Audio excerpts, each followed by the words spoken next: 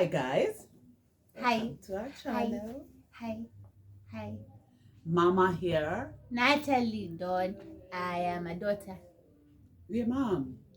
Today we're going to talk about conflict resolution in this unique relationship that we have as a mother and a daughter. You know, there are many times that we actually conflict. We conflict right from the beginning when you guys are little, when you're 6 years old and we're trying to teach you things, and then you guys love your fathers, or you're in a relationship where when you quarrel with your parents, you go to mom, hide there, you quarrel with dad, or you go to dad, hide there when you quarrel with mom, and so on and so forth, until when you're now grown and we're not getting along because you have your own ideologies, I have my own way that I want you to grow into. So conflict is always there, Cindy. So I think the wisdom is in finding ways of solving some of these conflicts that arise. That is what is needful, because there's a counselor who told me conflict is good because conflict signals the need for change. In any situation you're in, when there's conflict in the country, there's conflict in the family, there's conflict between a mother and a daughter, conflict between a father and a son, it signals the need for change. What do you think? Yes, conflict is good. It's good to have conflict, I think, because if I argue with you, then I know that there's a way that I want things to go my way, and then there's a way that you want things to go your way, and so we eventually conflict is it's like a problem. It's like a maths problem. You can't just have a maths problem like that. You have to have a solution to the problem. That's why it's a problem. A problem needs a solution. That's why it's conflict. Conflict needs a solution. So conflict is good. It expands our knowledge of one another. A lot of us think conflict is very bad. No, it's good because it brings out the other side of you that you didn't realize. Yes. That when we're thinking that you're a peaceful person, and then we see the other side of you. Hey, tantrum na baba yako hapa. I'm like, hey, chick. But isn't there a better ways of when there's an issue that we're feeling is not being solved well? Is there a better way of communicating, as in communication as one of the ways of resolving conflict? Communication is not a way of solving conflict. It's how you communicate. The how you communicate. Yeah. Communication is not just about you talk, I listen. Yeah. That's not communication. That's good. But that's what parents do. We talk to you kids to hear us. Hakuna. Then you are the parent here. You are the child. You have to listen. To listen to one another. To fail communication skills. But hold up, does that mean then, even in a situation where it's a daughter and a mother, conflict, you now don't go into I'm the mother, you're the daughter. We still just find a way of resolving this issue like fellow human beings talking. Personally, regardless of their, I think kuna place za kupull rank hivyo. Hiyo ni kupull rank. Unaona venye when we are talking with God, kuna time that we address him as a father, there's a time that we address him as a friend, there's a time we address him as a savior, as in kuna very many aspects of just the same way. There's a time when I address you as a cook because you're in the kitchen, you're the one who's cooking. So mom, nikupe roiko ama utatumia turmeric. Evil. And then there's a time ndakuja nikupate you are cleaning the house, and then nitakwambia mom niruke ama nitembee tu. Ama kuna siku nitakupata you are being a mother, you're telling me I don't want to see you with that guy, but mom I love him. Sasa ukianza hizo maneno za I don't want to see you that guy and mom I love him. Now as parents, however much in conflict resolution you'd want us to reason with you like fellow humans, as parents God has given us some other wisdom, some hindsight.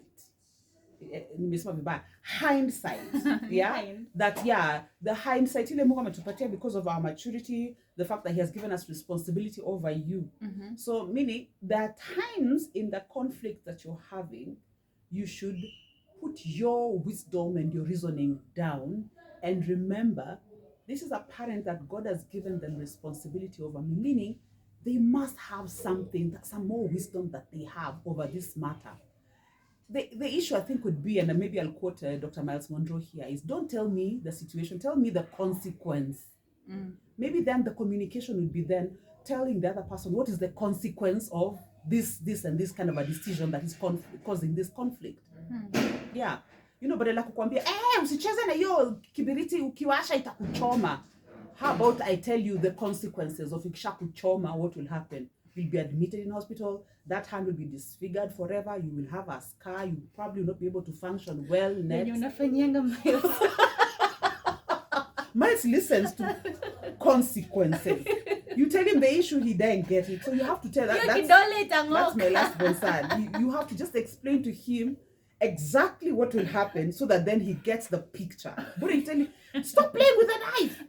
It's dangerous. He won't get it. But you will cut your finger. You'll not be able to function with that finger again. It will be disfigured. You'll have a scar. You know, the whole drama so that then he gets it. Okay, so what happens? I agree with you completely. Niliambua kama unataka kudisagree na mtu unaanzanga na I agree with you.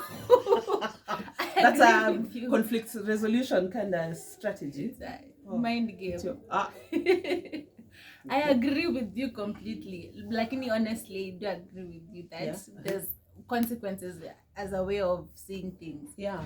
And then now, what happens when me, a grown up, me 18 years old, me 19, me 2021, I am seeing like your reasoning is questionable. Kuna venye tu aiko mi sioni ni kama kenye wewe unafikiria iko ina make sense.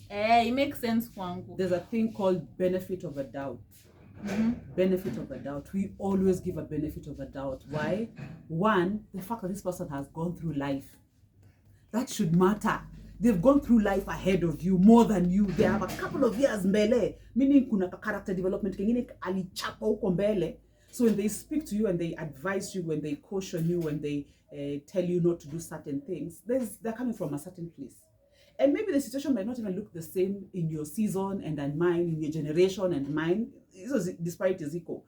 But the fact that anayangalia na anakwambia usiende direction, you ought to. Just listen to. You ought to take that caution. No kukidhoka. So unasema your mother is right at all costs. No, I'm just saying, girl, give it a benefit of a doubt. Give it a benefit of a doubt over your reasoning. If she discourages you from doing something, give it a benefit of a doubt. Not because of anything, but because they have gone ahead of you. They've been given the responsibility. It's not you given the responsibility over them. No, it is them over you. Meaning, there is something that God has given them. There's some wisdom. There's some hindsight, like I put it, that they have over a certain matter that you do well not to disregard it. Okay. So what happens when a mother makes a mistake? And we are bound to make mistakes. Yes, why not? As we have said, that you can make mistakes. Sasa unipatie ka picture ndo nione. Nikupatie picture. Mama, umechukua glass, umechota maji. Kikombe ikaanguka chini. Ikakuwa fault ya daughter. At that point, do I expect you to say sorry?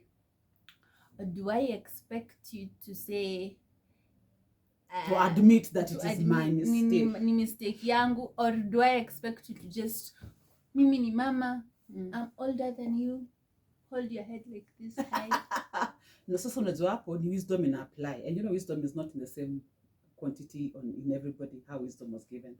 And over time, I'm sure you have studied your mother and you've seen that she's not the kind who will admit that she has failed or she's made a mistake. So you know, So conflicts, situations of conflicts in Akwanga, either you accept that you have made that mistake or first you can walk away and resolve it later. You don't have to solve it there, you know. Because you can kumwambia mama hiyo mistake ilikuwa yako. You know, you just get into this war of words. It escalates.